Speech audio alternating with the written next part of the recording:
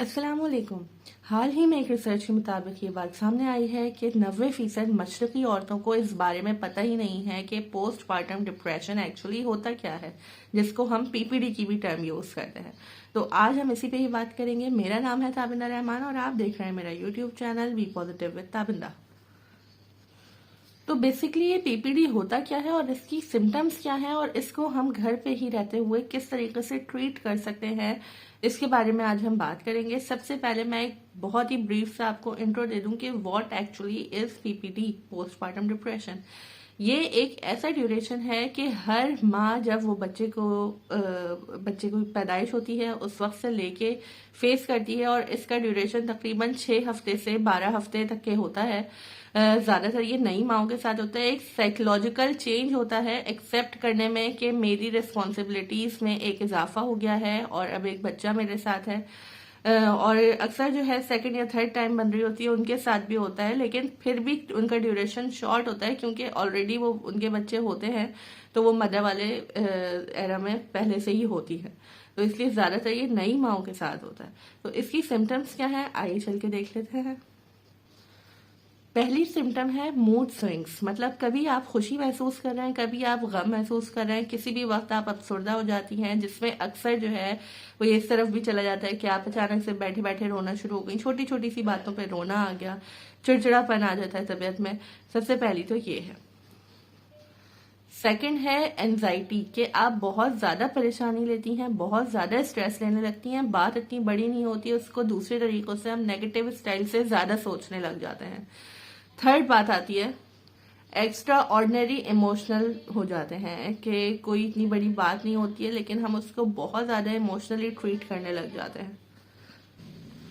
Fourth है सोने में दुश्वारी, जब आपको टाइम नहीं मिलता तो आपको नींद आ रही होती है, जब टाइम है आपकी नींद उड़ चुकी होती है, इतनी ज्यादा आप थक चुके होते हैं कि उसकी वजह से नींद उड़ जाती है था।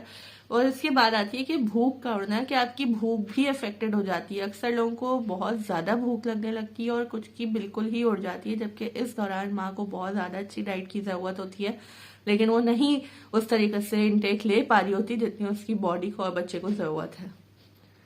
नेक्स्ट है फैमिली मेंबर्स की छोटी छोटी सी बातों का बुरा मानना, जो कि एक नॉर्मल रूटीन की बातें होती हैं, लेकिन हम उनको क्योंकि एक्स्ट्रा ऑर्डिनरी बिहेवियर होता है तो उनको हम एक्स्ट्रा ले रहे होते हैं, इसने ऐसा बोल दिया उसने वैसा बोल दिया, तो ये एक चीज जो है सेंसिटिविटी बेसिकली ज्यादा बढ़ जाती है।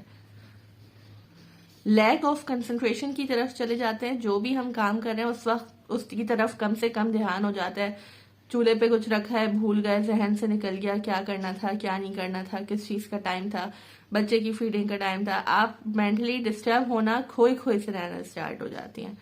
उसके बाद बारी आती है कि फियर ऑफ डेथ बहुत ज्यादा बढ़ जाता है, अपनी मौत का बहुत ज्यादा डर बढ़ जाता है, मैं एक अच्छी माँ नहीं हूँ इसका बहुत ज्यादा डर बढ़ जाता है, मुझसे बहुत कोताहियां हो रही हैं, आप वो सोच सोच के इतना ज्यादा इमोशनली रिएक्ट करने लग जाते हैं। ये सारी सिम्टम्स में आ जाता है। अब बात करते हैं कि इसको घर पे रहते हुए किस तरीके से इसकी क्योर कर सकते हैं, किस तरीके से इसको ट्रीट कर सकते हैं और फैमिली मेंबर्स का उसमें क्या किरदार होना चाहिए। सबसे पहली जो चीज है वो ये है कि इस ड्यूरेशन को नॉर्मली ट्रीट करना शुरू करें, नॉर्मलाइज करना स्टार्ट करें। तकरीबन हर दूसरी माँ की जिंदगी में ये एरा जरूर आता है, वो इस टाइम से जरूर गुजरती है। आप कोई अनोखी नहीं है जिसके साथ ये हो रहा है, हर दूसरी माँ के साथ ये एरा जरूर वो उससे गुजरती है।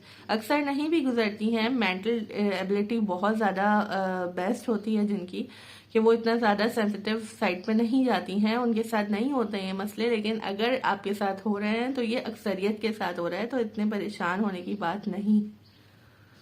बेसिकली एक हमने पिछले 9 मंथ्स गुजारे होते हैं कि एक प्रेग्नेंट स्टेट में होते हैं, तो pregnant to non pregnant state में अपनी बॉडी को, अपने मेंटल कंडीशन को नॉर्मलाइज करने के लिए ये टाइम टेकिंग एक ड्यूरेशन होता है। तो ये pregnancy to non pregnancy state में जो हम कन्वर्जन आ रही होती है ना, वापसी हो रही होती है, तो ये उसका ड्यूरेशन होता है। तो इसको प्लीज जो है थोड़ा सा लाइट मोड पे लेके चले और अपनी नींद जरूर पूरी कीजिए, ये एक ट्रीटमेंट का हिस्सा है। अक्सर माओं को ये शिकायत होती है कि जब हमें टाइम मिल रहा है, बच्चा सो रहा है या बच्चे की नर्सिंग कोई और कर रहा है, कोई और संभाल रहा है, तो उस वक्त हम क्या करें, जो हमारे काम रहे हुए वो करें या नींद पूरी करें? तो मेरी तरफ से आंसर है कि नींद पूरी करें। नींद अगर आपकी पूरी नहीं होगी तो आप दूसरे कामों के भी लायक नहीं रहेंगी, जल्दी बीमार पड़ेंगी। वैसी बॉडी हमारी वीक हुई हुई होती है, उस दौरान जल्दी जल्दी बीमार होना शुरू होंगे। आफ्टर डिलीवरी डॉक्टर्स जो है आपको मल्टीविटामिन वगैरह ज़रूर रिकमेंड करते हैं, तो वो ना छोड़ें। ये ना समझें कि अब मैं नॉर्मल हो गई हूँ, अब मुझे ज़रूरत नहीं है इन चीज़ों की। ऐसा नहीं होता है, हमारी बॉडी बहुत वीक हुई हुई होती है, जिसकी वजह से भी हमारे अंदर एक चिड़चिड़ापन आ रहा होता है, हर औरत के अंदर आ रहा होता है। तो उस वक्त मल्टीविटामिन का इंटेक बहुत ज़्यादा ज़रूरी है, उनको ज़रूर लेते रहें, इनको इग्नोर ना करें। इस वक्त की कमजोरी होगी, आपकी बच्चे की बेहतर तरबियत नहीं कर सकेंगी, अपने भी वीकनेस की साइड पर जाएंगी। तो इसलिए सबसे पहले अपना ख्याल रखें, आहिस्ता आहिस्ता स्टेट हर चीज में वापस आए, अपनी सेल्फ केयर स्टार्ट कीजिए।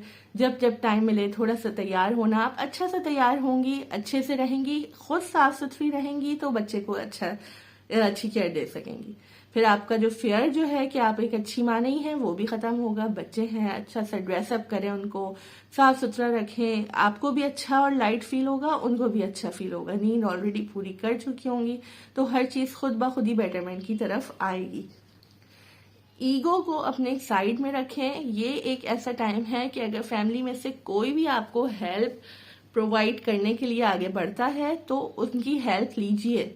किसी टाइम पर हर वक्त मदर जो है नहीं ले सकती है बच्चे को, कभी कोई और ऑफर करता है आपको हेल्पिंग हैंड के थोड़ी देर हमें दे दो, थोड़ी देर हम देख लेते हैं, तुम अपना कोई काम देख लो या तुम थोड़ा सो जाओ, तो प्लीज इस ऑफर को हमेशा एक्सेप्ट करें, कभी भी नेग्लेक्ट नहीं करें। थोड़े टाइम के लिए अगर किसी को दे देंगी तो कोई मसला नहीं है, आपके हाथ से बच्चा नहीं जा रहा है, आपकी कोई भी नर्सिंग पे सवाल नहीं उठा रहे। थोड़ी देर अगर शेयरिंग मांग ले तो आपके लिए बेहतरी होगी। अगर तो इन सब कंडीशंस के बाद, इन सब इंस्ट्रक्शंस को फॉलो करने के बाद भी आपको लगता है कि आपकी तबीयत में, आपकी जहनी हालत में बेहतरी नहीं आ रही है, तो अपनी डॉक्टर से ज़रूर कंसल्ट करें। जो भी आपकी गायनेकोलॉजिस्ट थी वो आपको ज़रूर रेफर करेगी किसी साइकेट्रिस्ट के पास। अगर तो रिक्वायर्ड है, इतनी मेंटल हेल्थ आपकी वीक हो चुकी है, तो वहाँ पे आप जाएं और एंटी डिप्रेसेंट्स वगैरह मेडिसिन आपको मिलती हैं, आप उस तरफ जा सकते हैं। लेकिन in normal cases, majority of the cases जो है उनमें इस चीज़ की ज़रूरत नहीं पड़ती है। इंशाल्लाह ताला आपको भी नहीं पड़ेगी, आप घर में इसको क्योर कर सकते हैं। अपने आप को पॉजिटिव रखने की, पॉजिटिव थिंकिंग रखने की जरूरत है। अगर तो खुद मोटिवेटेड रहेंगी तो दिमाग को भी वही सिग्नल जाएंगे और वो भी उसी तरफ ही सोचेगा, अच्छा सोचेगा। लास्ट बात जो मेरी आती है ना ट्रीटमेंट में, वो सबसे ज्यादा इम्पोर्टेंट है, लेकिन मैंने लास्ट में इसलिए रखी कि इससे पहले ज्यादातर मैं वो बातें कर रही थी जो कि माओ को सेल्फ केयर के लिए, अपने लिए सोचने की जरूरत है, जिसको चेंज वो खुद ही ला सकती हैं अपना मेंटली। अब जो मैं बात करी हूँ उसमें है फैमिली मेंबर्स और स्पेशली हस्बैंड का किरदार। इस वक्त देखें, उन लोगों को भी समझना चाहिए, आप फैमिली मेंबर्स अगर सुन रहे हैं मेरी बात को, या कि हस्बैंड्स आप लोग सुन रहे हैं, अगर आपकी बेगमात, आपके घर की बेटी, बहू कोई भी इस एरा से गुजर रही है तो उनको अपनी हेल्प जरूर ऑफर करें। अपनी, ये वक्त ऐसा होता है कि औरत के साथ किसने अच्छा किया किसने बुरा किया उसके ना दिमाग में रह जाती है वो बात, क्योंकि इतना ज्यादा वो अपने आप को अकेला फील कर रही होती है, जिम्मेदार हर चीज का फील कर रही होती है, सेंसिटिविटी वैसी इंक्रीज हुई होती है। इस वक्त की आपकी जो छोटी सी भी हेल्प ऑफर होगी ना, कि अगर वो नहाने जा रही है और आप बोल दें कि इतनी देर मैं संभाल लूंगा, या कोई घर के और कोई बड़े हैं, कोई खवातीन है, मैं संभाल लूंगी, छोटी छोटी सी चीजों में, अच्छा तुम ये कर लो, अच्छा तुम्हें खाना पकाना है, थोड़ी देर मुझे दे दो, थोड़ी देर मैं देख लूंगा, अच्छा ये छोटी छोटी सी जो हेल्प होती है ना, अच्छा तुम थोड़ी सी देर सो जाओ, अच्छा आधा घंटा तुम जो है रेस्ट कर लो, मैं देख लेता हूँ। तो ये जो छोटी छोटी सी हेल्प होती है और उनकी बातों को बुरा मानना और जो है टेंशन मजीद देना या लड़ना झगड़ना उनकी बातों को पकड़ के, प्लीज इस दौरान थोड़ा सा अवॉइड कीजिए। उनको बहुत ज्यादा जरूरत है आपके मॉरल सपोर्ट की। आपका सपोर्ट रहेगा तो खवातीन भी आगे अच्छी होंगी, वो अच्छी होंगी तो बच्चे की तरबियत अच्छी कर सकेंगी, नर्सिंग अच्छी कर सकेंगी।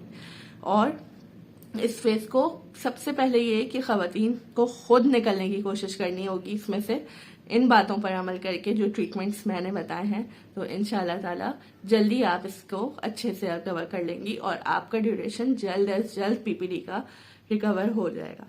अपना बहुत सारा ख्याल रखिएगा और मुझे दीजिए इजाज़त। अल्लाह हाफिज़।